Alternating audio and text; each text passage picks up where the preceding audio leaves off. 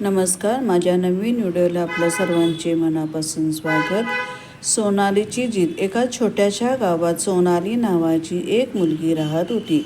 ती लहान असताना तिच्या आई वडिलांचं निधन झालं।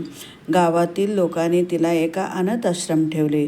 सोनाली खूप शांत आणि समजूतदार होती। इतर मुलं खेळत असताना ती मात्र एका कोपऱ्यात बसून पुस्तक वाचायची। तिच्या मनात एकच प्रश्न होतं, मोठं होऊन काहीतरी करून दाखवायचं। अनाथाश्रम फार सुविधा नव्हत्या। कधी पुस्तक कमी पडायचे, कधी दिवा नव्हता म्हणून ती रस्त्याच्या दिवाखाली अभ्यास करायची। अनेक वेळा लोक तिच्यावर हसले, अगं तू काय मोठं होणार? पण सोनाली हार मानणारी नव्हती। एकदा शाळेत स्पर्धा झाली, विषय होता माझा स्वप्न। सोनालीने इतकं सुंदर भाषण केले की सगळे थक्क झाले।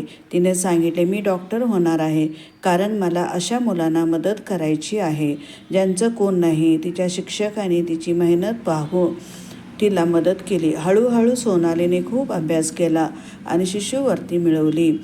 काही वर्षांनी सोनाली एक यशस्वी डॉक्टर झाली, पण ती तिचं भूतकाळ कधीच विसरले नाही। तिने त्या अनाथ आश्रम परत जाऊन अनेक मुलांना मदत केली।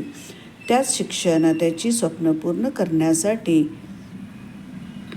कथेचा संदेश। जन्म किंवा परिस्थिती आपलं भविष्य ठरवत नाही, आपली जिद्द आणि मेहनत आपल्याला उंचीवर नेते। तुम्हाला माझा व्हिडिओ आवडला असेल कमेंट करा आणि लाईक करा आणि शेअर करा।